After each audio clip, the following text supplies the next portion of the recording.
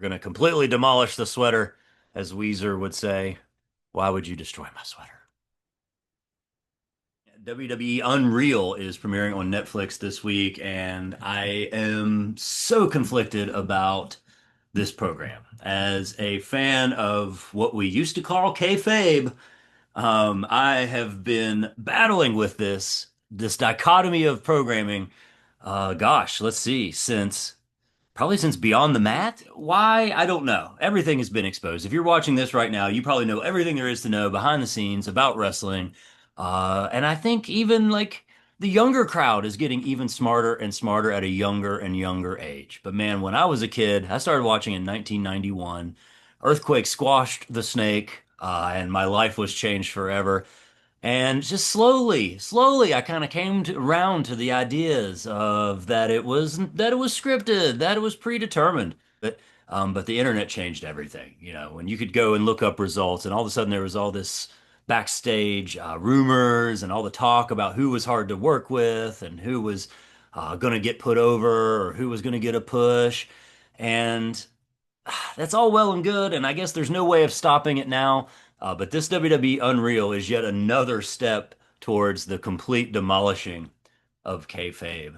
I'm the kind of person I never even was comfortable with Total Divas. Like I didn't watch that show. Every time I did, I found it uncomfortable. Even though that was like more of a reality show, it was men and their wives and wives and their husbands. You know what it was like to be married to a diva, what it was like to be a diva in training. But still, the backstage stuff, irritated me. I didn't like to see these people interacting outside of the ring, especially if they were in a feud. And I remember the first time I rented Beyond the Mat. I was in college, so it was probably '01 or '02, maybe somewhere in there. And I rented Beyond the Mat and just like seeing some of that stuff going down backstage. And it just felt wrong to me. Even though I was like excited to learn it was something unseen before, like you did not see inside the locker room at WWE.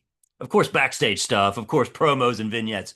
You didn't see the guys acting naturally. You didn't see them in their real personas, like with the camera off. You didn't see that until Beyond the Mat. At least I don't think so. I was never a fan of Tough Enough either. Um, I'm not sure why I didn't watch that, except it was probably just leaned too heavily on the training and the reality section and like them living together and all that stuff. So I never even really followed. I remember Sonya Deville being a part of the season and Mandy Rose. Like I think I watched part of that one. But I was never watching John Morrison or The Miz on Tough Enough. Like I just never connected to those. And I kind of was like, no, you shouldn't be showing how they train wrestlers. This is the boys, this is part of that fraternity. This is the good old boys system. You got to know somebody to get in to the wrestling business. At least that's how it used to be. Still kind of like that this day and age. But all the walls have been torn down. And I think back to even the debut of Raw on Netflix because Triple H cut that amazing promo and I got chills just listening to it. But even still, I don't think at that point, like Triple H said, you know, who's the baby face and who's the heel or whatever. Like those words don't belong coming out of the mouth of a WWE broadcaster. It's just too weird to me. Still doesn't seem right. Something about it still doesn't seem right. Like I said, I didn't even watch Total Divas. Beyond the Mat was fine. I'm not watching LFG. Maybe I will get into it at some point. I did love Bubba Ray Dudley. In general, I kind of am a fan of The Undertaker, but I don't know. I see a lot of young athletes in my life as a ring announcer for ASW and Appalachian Championship Wrestling and at Powerslam Pro. I see a lot of young performers coming up, and it makes me disappointed sometimes when I see some people that have been plucked, like from athletics or whatever. But that's all right. That's the modus operandi of WWE. They want real athletes. They want real trained athletes. At least it seems. And so LFG can't be a bad thing. And there's going to be one huge superstar to come out of that.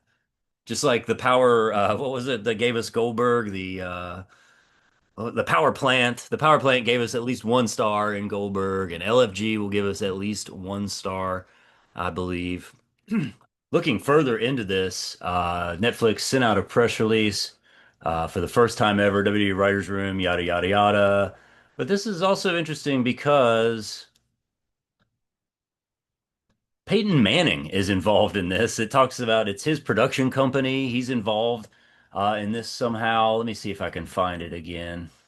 The director of this is a nine-time Emmy-winning filmmaker, and he's been instrumental in developing and launching the series Quarterback for Netflix, Hard Knocks, In Season for HBO, Peyton's Place for ESPN. I mean, this is a big-time director when it comes to sports films. There's actually an interview up on the Miami Herald with the director, a video interview. I might check that out.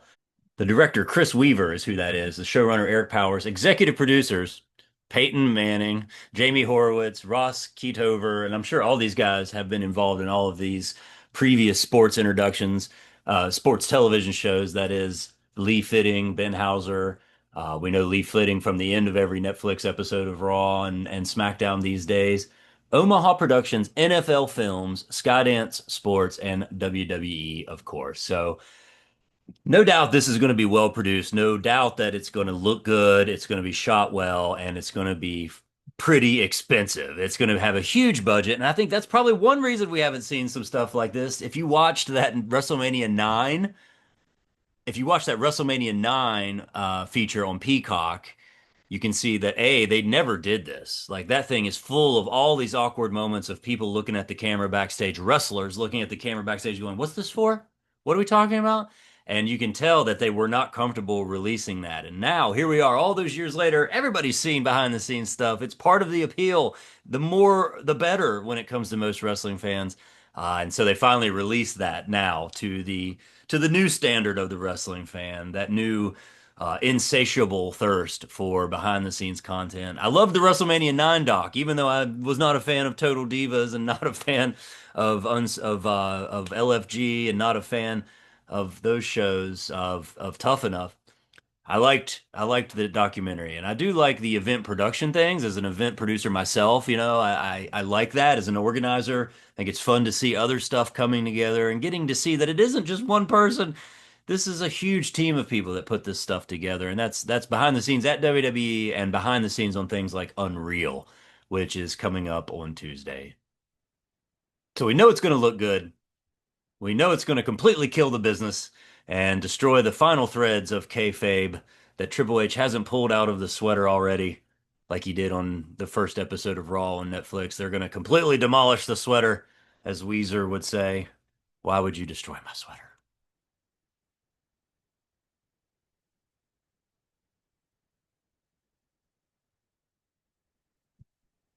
Also, some new programming this week on Tuesday from the NWA, Wrestling Alliance. And I saw this from my friend Casey King. He's the one that posted this. The next era of the National Wrestling Alliance begins Tuesday, July 29th, when an all new episodes of NWA Power air for free. Tuesdays at 8 and again at 11 p.m. on the Roku channels. I think that's exciting. Anytime you get a rebrand, maybe it's a fresh start. But the fact that my friend Casey King shared this makes me hopeful.